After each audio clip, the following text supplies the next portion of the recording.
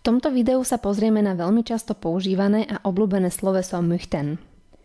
Sloveso möchten prekladáme do slovenčiny ako chcel by som. Pokladáme ho za zdvorilostnú formu, ktorú používame skôr vo formálnom jazyku. Sloveso möchten je odvodené od modálneho slovesa mögen. Mať rád, môcť. Pri časovaní slovesa möchten nebadáme žiadnu zradu. Treba si avšak uvedomiť, že v jednotnom čísle v prvej a tretej osobe má sloveso rovnaký tvar. Ich möchte, du möchtest, sie es möchte. A v množnom čísle wir möchten, ihr möchtet, sie möchten.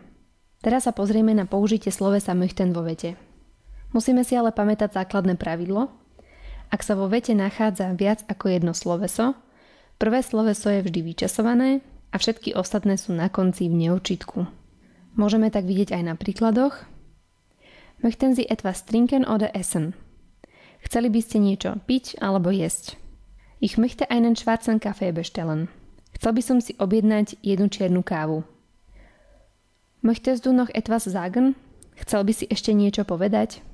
Ako môžete vidieť na príkladoch, sloveso möchten používame hlavne, keď vyjadrujeme nejaké naše prianie, želanie, prosbu, alebo sa chceme niekoho niečo zdvorilo spýtať. Und ich möchte sagen, a chcela by som povedať, danke für Ihre Aufmerksamkeit. Ďakujeme za vašu pozornosť.